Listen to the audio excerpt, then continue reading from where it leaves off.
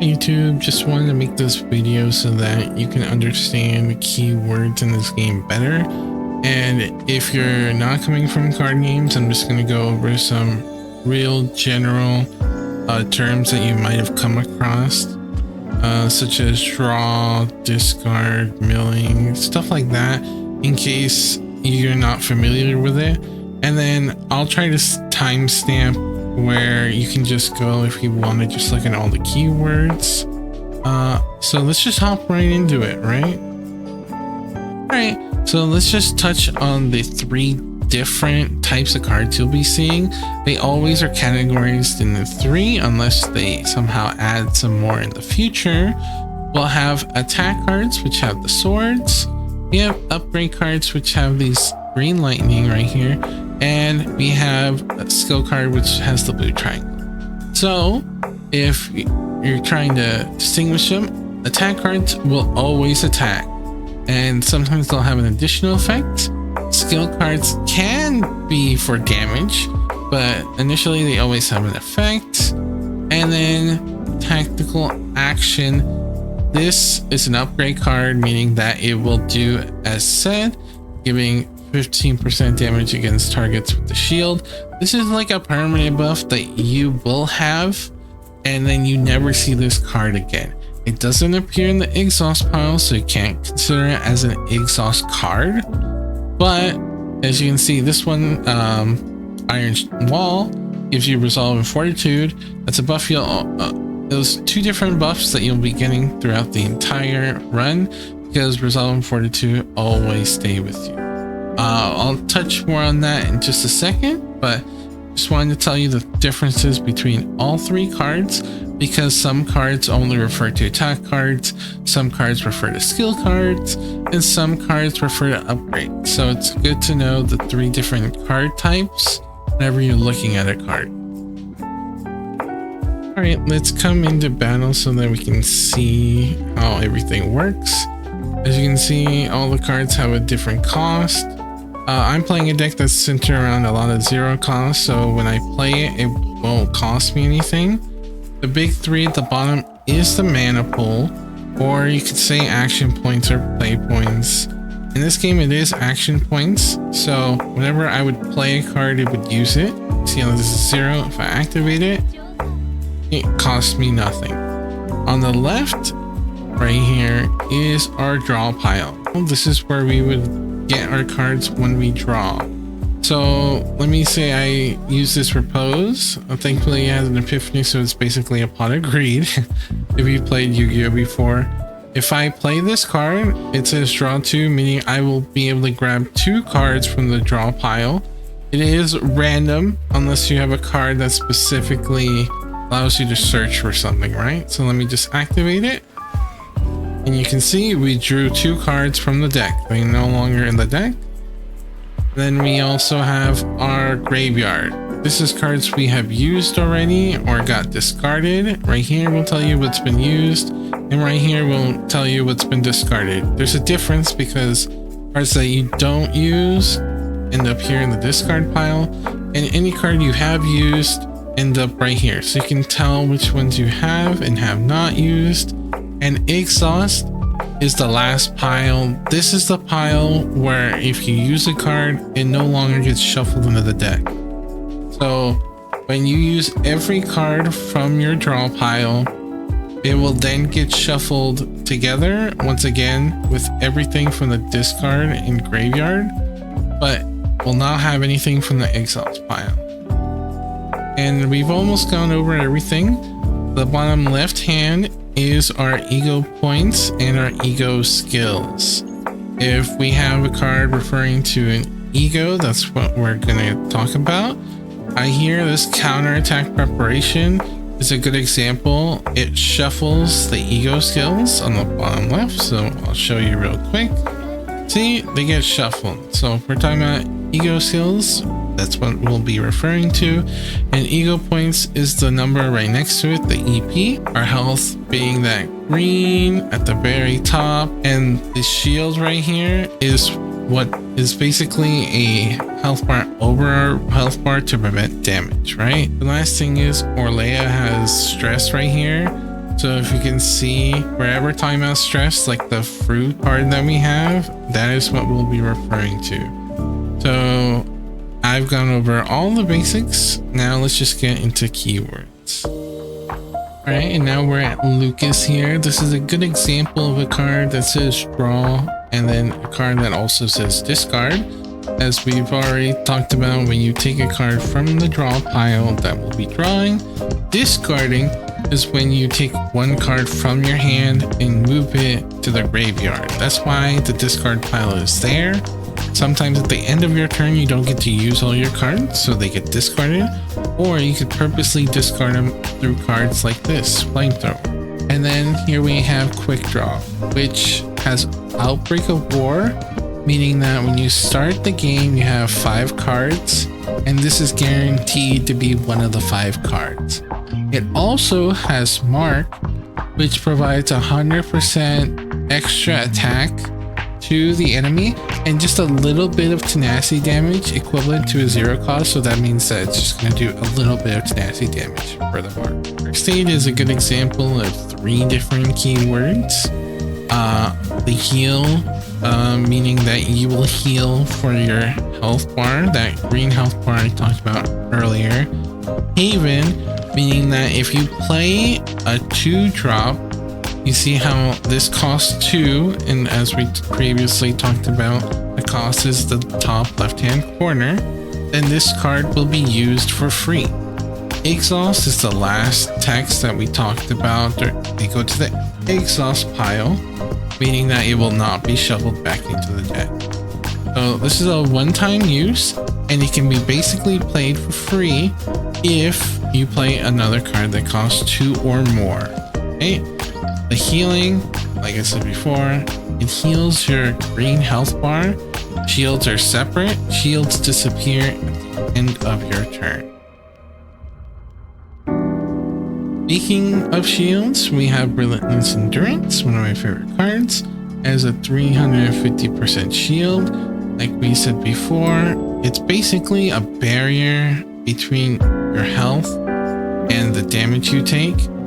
And if you take damage on your shield, it prevents stress. However, it is for 1 turn unless you have the partner that allows you to take 50% to the next turn. In most cases, you're just gonna see the barrier 1 time for the turn, and then it's gonna disappear. So do not try to stack shields and think it'll transfer to the next turn. It is just for 1 turn. And the nice thing about this card, it says retain. So that means that you can hold on to the card as much as you want. It is different from retain when it comes to an effect. That's why we'll come to the next card, Hidden Bullet. This card is a retain card, and as you can see at the bottom, it says retain it once again, but it tells you an additional effect that it will do. So the retain in the brackets, meaning that it will be able to stay in your hand and it won't get discarded like most other cards. But the retain at the bottom that's not in brackets means the effect that will happen. So if you keep discarding your hand, it'll add 50% more damage. So it'll go 150. If you leave in your hand again, it'll go 200, and so on and so on. Leap Attack is an interesting card I thought I'd talk about. It has the inspiration effect where I don't see too often. I think this is the only card I have seen with it so far. It basically means that it will do the effect if it was drawn outside of your starting hand. You start with 5 cards unless you augment it somehow. And if you draw into Leap Attack, then it will do said effect. So in this case, it will subtract 1 from the cost and draw you 1 card, which is pretty good. And I think it's a keyword that people should familiarize themselves with, because the new character that's coming out that they announced seems to play with this keyword, meaning that you'll be able to proc a lot of her cards if you draw into them. Here on Skull Bash, it says weakness attack, also attack a weakness. It's basically the same thing, meaning it's the additional damage that you will do when you hit an enemy for the weak spot, right? all your characters have like a respective element, being justice, passion, order, instinct, void. I'll just show you real quick on this other section. Right here, you can see them all laid out. If you're ever curious on what your character has, you can just go to your character and click the respective color right here. As you can see, Hugo is order, Veronica is passion, we got Orlea as instinct, Rain is void, Magna is justice. If you're ever curious, like I said, you can just click right here and you'll be able to know what kind of damage your character does.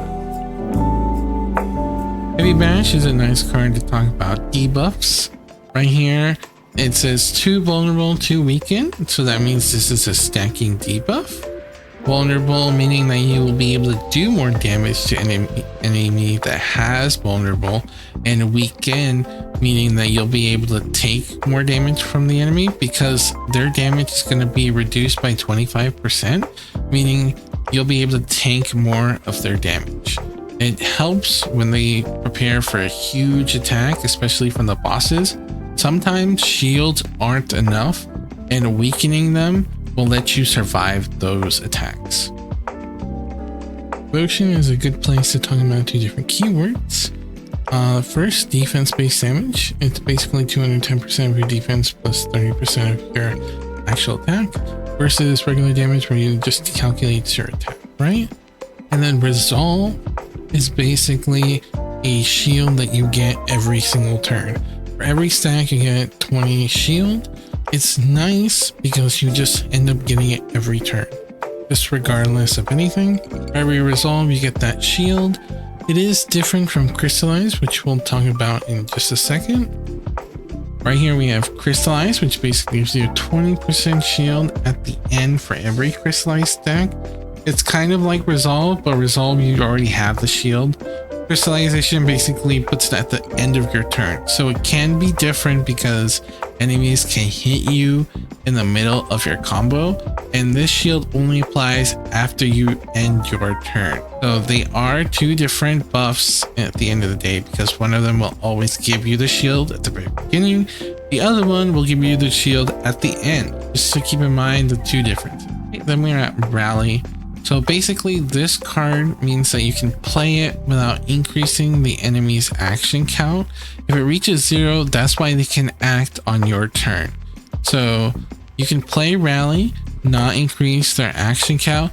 And in this card also says +3 action count. So that means if they're at 4, it won't go down to 3 because it has haste. And instead it'll go up to 7.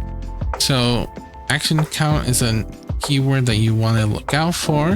There's another one that has it, Wanderer of the Void, which basically makes the monster not have a decreased action count anymore. So if you Wandering Void a monster that basically has, let's say it's at 2, and then you use Wanderer of the Void, it won't go any further than 1. If you use it on 1, then this counts as an action. That means they'll probably act, so it's null and void that you can't decrease their action. So if you're Wandering Void an enemy at 2, they'll never decrease anymore.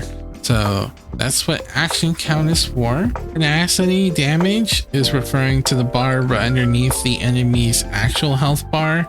It's, you could call it poise, or it's basically another layer of defense that gets attacked, usually when you attack their weakness. You can do it off of regular damage, but it's very slight.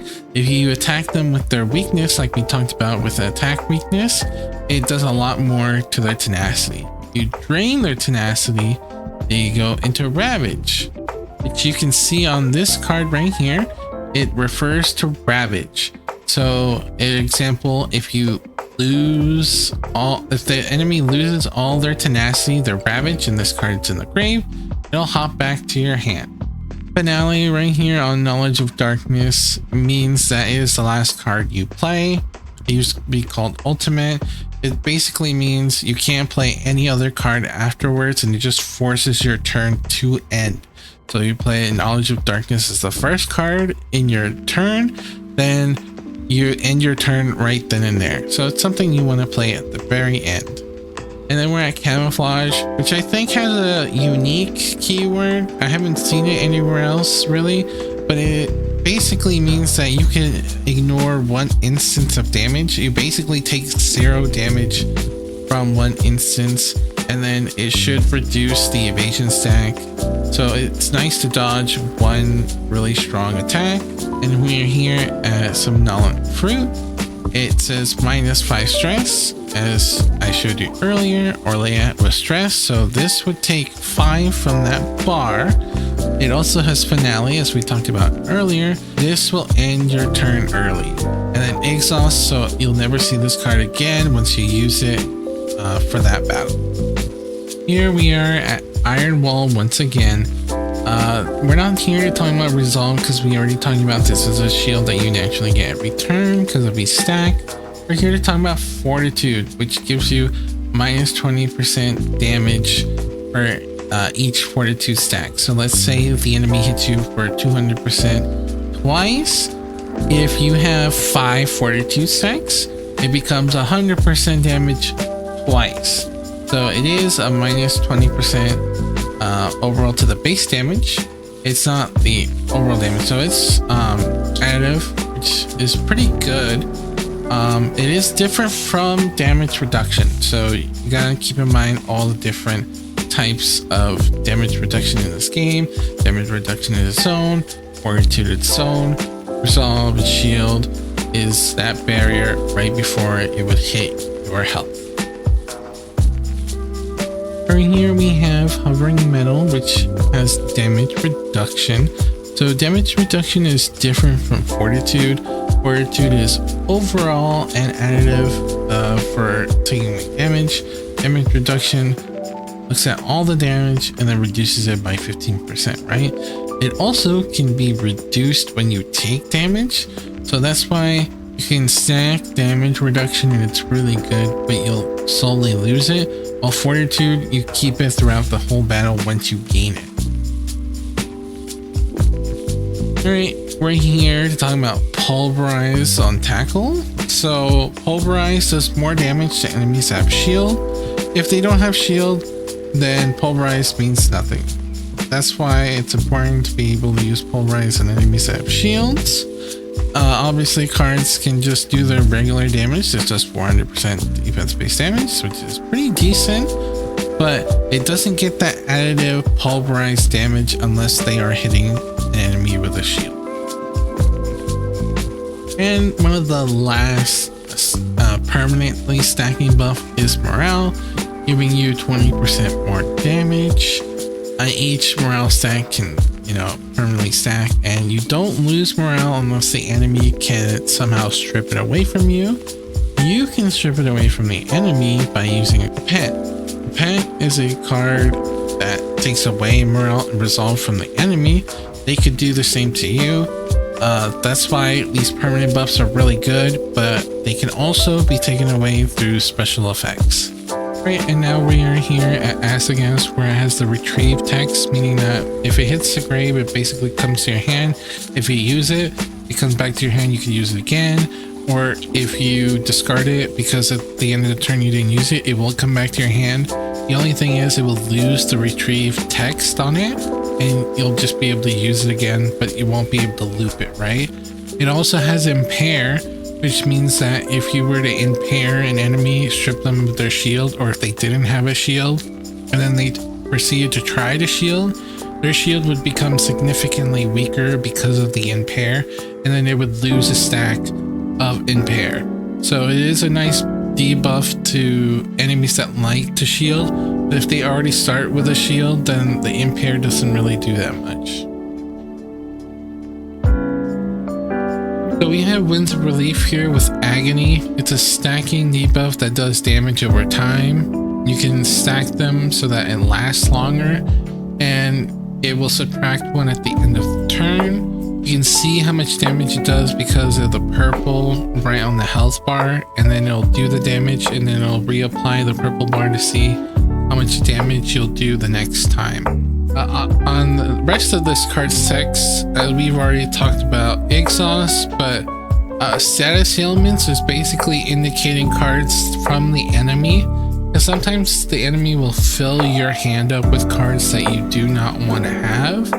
There's one that specifically just clogs up your hand, and if you don't use any attack cards, it won't decrease in cost. And if you use cards that aren't attack cards, it sometimes increase the cost. So it's just a dead card that does damage to you. So this card can get rid of them. Or if you're in a run and you need to get rid of your cursed cards, this also does it.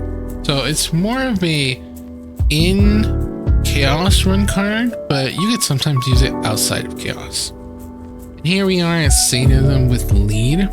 Lead is the keyword, meaning that it will subtract 1 from the overall cost of the card. Let's say this costed 2, it would cost 1 instead. And since it costs 1, it will cost 0. It's really good, but it is dependent on the order you play your cards. If you don't play this first, then you'll lose your lead effect. So if I play another card besides Sadism, this will return to being a 1 cost. So if you can get the lead effect, you want to capitalize on it. And it is a 50% chance, so you're not always going to get it. Then we have immunity here on Arcane Rush. It's just very simple.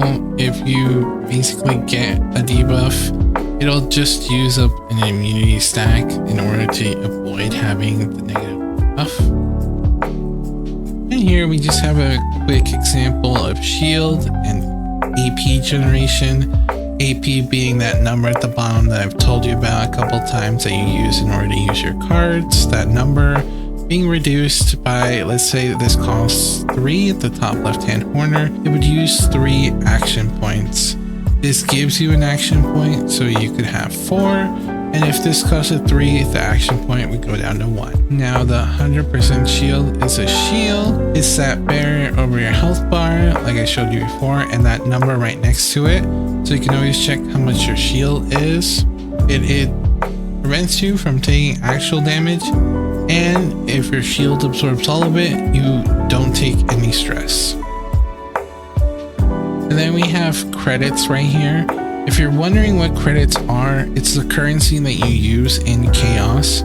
So if you heal over your cap, so like let's say you have full HP and then you're trying to use this, or you heal to full, then you'll gain the 30 credits. Even if you were have a mind broken character and you heal to your initial cap, then you'll get the 30 credits. Even if you don't have the full health bar, as long as you're healing past where you can have your health bar at.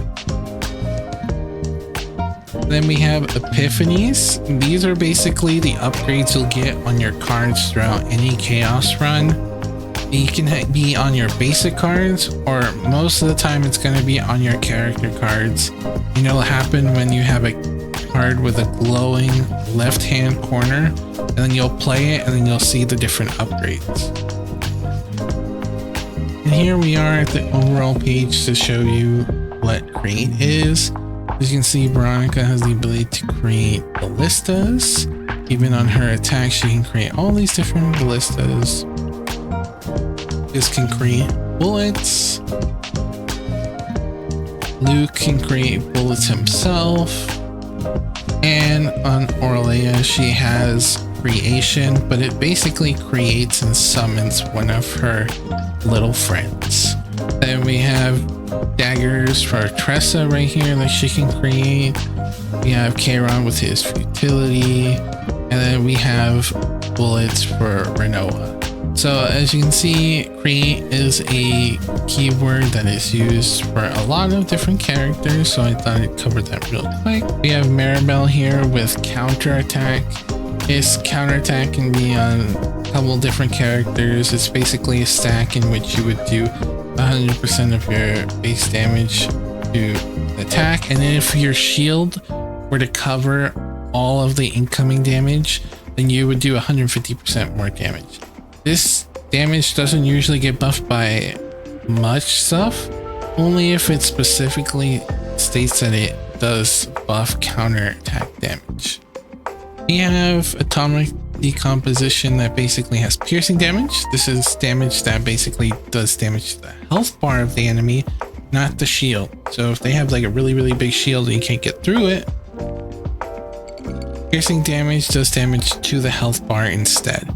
I believe Veronica can get a ballista that can do damage as piercing. So this is a nice keyword to keep in mind. Here we have Gear Bag, which is a combo that is different from Melee. There are a couple instances of combo. This is very specific. So if the character, let's say Mika, who usually grabs this, if other combatants use a different card other than Mika, then this will be played for free, just like Haven, because you combo it out. It's different from the combo Melee, which I'll talk about in just a second. Here we are at Melee, which has a different combo. It basically doesn't work unless you use the same attribute. So since this is a passion card, you'll use a passion card, and then you use this, and then you'll get the additional effect. So here we have an upgrade from Melee that has passion weakness. So basically it applies a debuff that allows your passion cards to attack them as if it is their weakness. Here we are at Mir that has Metalization as a keyword. Basically every time you gain a shield, she just does a defense based damage of 80% random enemy. You can get it to deal more damage with one of her other cards. Metalization seems to be just for her, but it could be a future key tech, so I thought I'd cover this. We are at Hugo with Hunting Instincts. Don't worry about Hunt Commence. It's the same thing as Commence the Hunt. Basically dealing 50% extra attack to the enemy, and this is increased by 30% for every Commence the Hunt stack. It will be reduced once it gets used up, but it does more damage per stack, so that's why it's a really good card and the reason why Hugo is pretty good. Here we are at Cassius with his quest mechanic. Basically, quest is you'll fulfill one of the different quests at random and you'll obtain the card. It's just a keyword specifically for him, but in the future maybe there might be other characters that have quests. This might be a little too niche, but I just thought I'd cover it. Dark Mist stance, meaning that it's a particular stance that she gets benefits if she's in it. This one gives 50% more damage. You lose the stance if you were to use a different combatant's cards, because the stance only works if you use cards from her. And then just some miscellaneous keywords that aren't going to be in the card pool I can show you. If you see remove while you're in chaos, it usually means that it'll be taken out of your deck completely. Sometimes you'll see curse cards that are pretty bad, but if they have the remove in their card text, it probably means that as soon as you meet the requirement, it will be permanently deleted from your deck. So sometimes if you have a decision that says that you'll get this really good thing, but you'll have to take this curse, sometimes you want to keep in mind that if you have a remove, it might be bad, but it will be permanently out of your deck, unlike some other curse cards that will still stay in your deck no matter what. You have recovery, which usually refers to when you heal from stress. And then lastly, we have targeting cards, which means that these are cards that only target a specific unit, unlike AoE. AoE damage basically does damage to all units. I just want to cover all the bases in case you were wondering what those keywords meant. Then the last thing we have is unique. It basically means that you can only have one copy of the card in your entire deck, so you cannot duplicate it. So it's a keyword to keep in mind when you're choosing different epiphanies. Alright, I think I've covered practically all the keywords that I could possibly cover and a little bit of what the context is behind them. If I missed something, you can say it in the comments. And I try to be as broad as possible. I felt like I was a little too specific with like misstands from Ren, but I just wanted to cover it in case any future characters get it. Just like Leap Attack, the inspiration text, it seems to be on the new character that's coming out in season 1. So some of these cards or keywords could be used in the future. Some of the keywords could be changed later on in season 1 because they're trying to make sure that the translations are better for the game. But if any of them change significantly enough and we probably get more keywords from season 1, I might come back and revisit this video if we get a significant amount of new keywords. I hope you guys enjoyed, and hopefully you learned something new from any of the keywords that I mentioned, or if you just wanted to look at all the keywords, hope you got what you wanted. Have a good one.